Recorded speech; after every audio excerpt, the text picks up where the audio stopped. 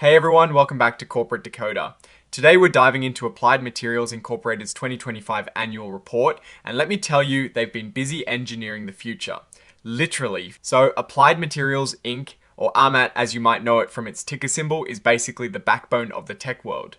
They make the super fancy machines that create the computer chips found in everything from your phone to that fancy new AI server. This report covers their fiscal year ended the 26th of October 2025. Now, if you appreciate getting straight insights from these dense corporate documents, make sure you are subscribed. We also have a Discord community linked in the description below to keep the conversation going. First up, let's talk money. For fiscal year 2025, Applied Materials brought in a hefty $28, $368 million in net revenue. That is up from $27, $176 million in 2024, a solid increase of about 4%. It sounds small, but in their world, those are big numbers. What is really interesting is their gross margin, which came in at 48.7% for 2025. That means for every dollar of revenue, they kept just under 49 cents after covering the direct costs of making their products. This is up from 47.5% in 2024, which is good news, suggesting they're getting better at managing their production costs or maybe selling their advanced gear at better prices. And when you look at operating income, which is what is left after all the usual business expenses like R&D and marketing, they pulled in $8.289 million. That is up from $7.867 million in 2024. Their operating margin at 29.2% is also slightly up, showing they're managing their operations pretty efficiently. Now, the bottom line net income in 2025, they achieved $6.998 million. This is actually a slight dip from $7.177 million in 2024. Remember, net income is after everything, including taxes. So while revenue and operating income are up, that slight drop in net income signals a few things might be at play, which we'll explore. Let's break down where that revenue is coming from. Their semiconductor systems segment, which is their biggest chunk of business, saw net revenue increase by 4% to $20.798 million. The biggest slice of that, 67%, comes from foundry, logic, and other customers. This is basically the broad category for chip manufacturers. Then you have DRAM or dynamic random access memory customers making up 26% of their revenue, and flash memory or NAND customers accounting for the remaining 7%. It is interesting to see a shift here, with DRAM making up a smaller percentage compared to previous years, while NAND has grown. Now, where are these sales happening geographically? China is a massive market for them, but revenue from China actually dropped by 16% to $8, $529 million in 2025. This is a significant change, and it is something to keep an eye on given the global trade tensions and export regulations we've heard so much about. On the flip side, Taiwan saw a huge surge, with revenue jumping a massive 71% to $6, $857 million. That is a really strong performance there. Korea also saw solid growth, up 25% to $5, $608 million. So while China is down, other key Asian markets are booming. Applied Materials is all about innovation, so it is no surprise they're investing heavily in research, development, and engineering, or RD&E. They spent $3.570 million on this in 2025. A noticeable increase from $3.233 million in 2024. This tells us they're focused on developing new technologies to stay ahead in this fast-paced industry. Here is a critical point. The report mentions $181 million in restructuring charges in 2025. This often means workforce reductions or consolidating operations to become more efficient. They state they expect about 4% of their global workforce to be impacted. While this can be tough on employees, it often indicates a company's strategy to streamline operations for future profitability. Let's talk about other income.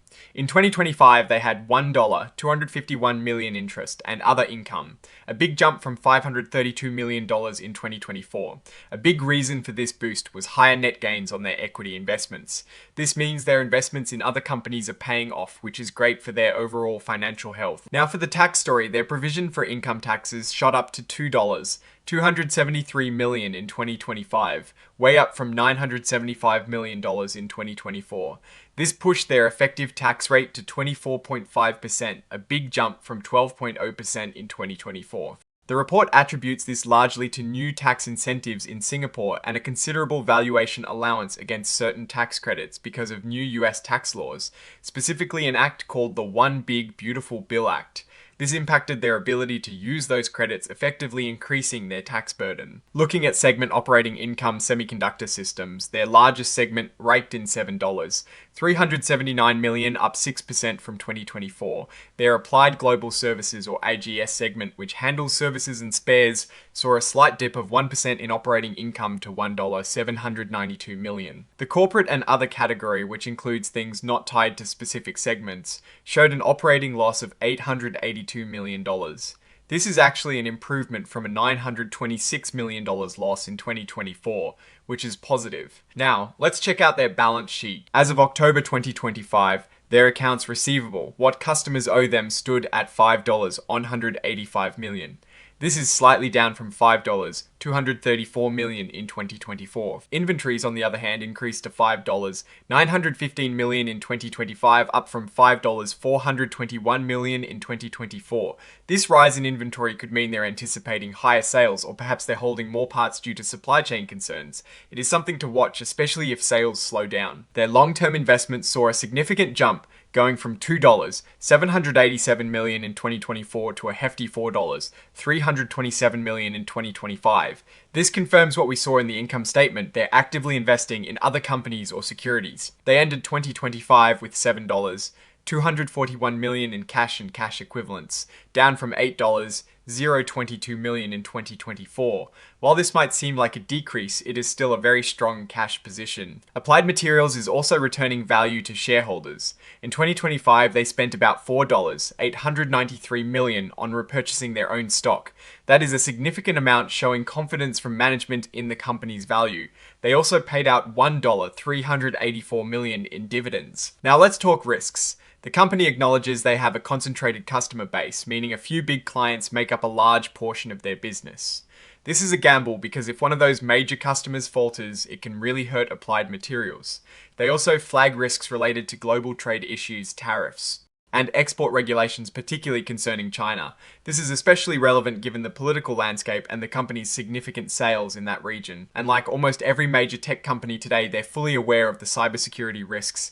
They detail their risk management and strategy, highlighting their efforts to protect their systems and customer data. So, what is the verdict on Applied Materials? They're a powerhouse in the semiconductor equipment market, consistently growing revenue and managing their operations well, as shown by their solid gross and operating margins. Their investment in R&D is a strong indicator they're focused on future growth and innovation. However, the dip in net income, while small, warrants attention. And the substantial increase in their tax provision due to new legislation is a significant factor impacting their profitability. The revenue shift away from China and towards Taiwan and Korea, while potentially driven by new opportunities, also highlights the geopolitical risks they navigate. Overall, Applied Materials seems to be executing a strong strategy, focusing on innovation and expanding their services business. Their substantial investments in long-term projects and equity suggest a forward-looking approach. The risks associated with customer concentration and global trade are real, but for a company at the forefront of semiconductor manufacturing, these are challenges they seem equipped to manage. Alright, that is our breakdown of Applied Materials' latest filing. What is your take on these numbers and what they signal for the company's future? Drop your thoughts in the comments. If this analysis was valuable, hitting that like button really helps, and subscribe for more deep dives. Don't forget to check out the Discord in the description. Thanks for watching. See you next time.